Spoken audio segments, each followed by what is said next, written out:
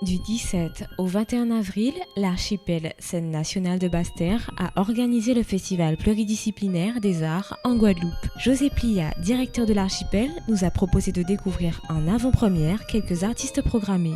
Quelques jours auparavant, lors de la présentation officielle du TAG, José Plia, directeur de l'archipel, nous a proposé de découvrir en avant-première quelques artistes programmés. Nous nous sommes rendus dans la salle Anacaona où Raymond Pater-Thorin et la compagnie de danse Coquelaya nous ont présenté un extrait du spectacle de danse Châtaigne.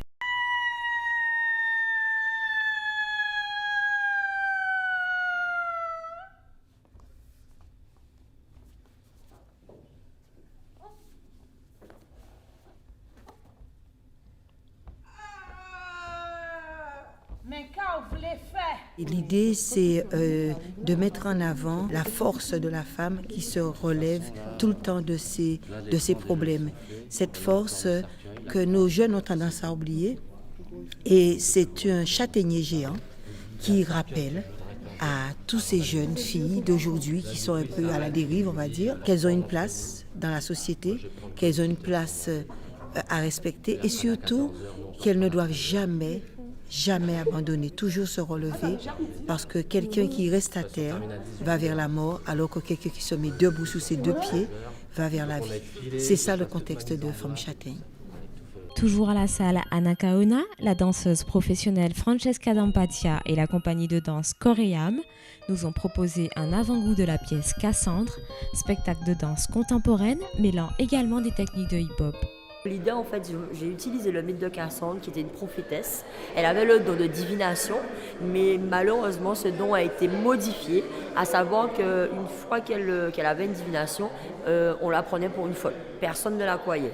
Donc j'ai revisité ce mythe en le mettant de nos jours, à savoir que nous sommes beaucoup dans un contexte historique catastrophe. Quand on est vraiment les gens meurent par groupe, par milliers, il y a des guerres partout, et pourtant nous sommes au 21e siècle. Et en fait, Cassandre, c'est vraiment un appel à la conscience collective. J'ai besoin que les gens prennent conscience et arrêtent de mettre des œillères, ils se rendent compte que toute la violence qui est faite, tous les gens qui meurent, tous les problèmes de notre terre et tout ne sont causés que par une seule personne, c'est nous. Du côté de la salle de théâtre Jeune Public, nous avons découvert avec surprise la pièce de théâtre La Médaille, écrite par Marie-Thérèse Picard et mise en scène par José Plia. Les deux comédiens de la pièce, Magali Solinia et Harry Balthus, nous ont transportés aussitôt dans leur monde. Oui, ça y est, je crois. Je l'ai vu. Je l'ai vu là. Je l'ai vu. Il a glissé entre mes jambes. Son corps est comme celui de chien errant.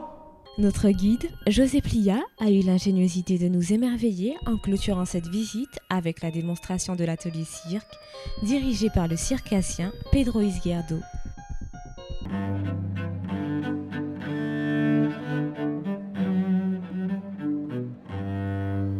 La pièce, ça m'a inspiré un documental qui s'appelle Manolo Recicla.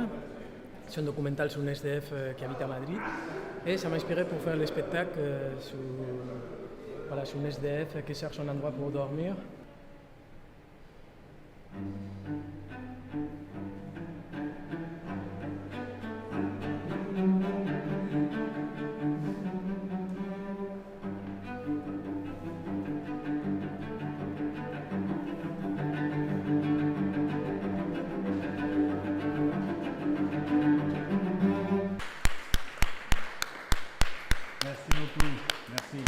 La scène nationale L'Archipel a accueilli à l'occasion du TAG une programmation riche en comptant de nombreuses pièces de théâtre, spectacles de danse et assurément plusieurs concerts dont notamment le groupe de Croca Candida.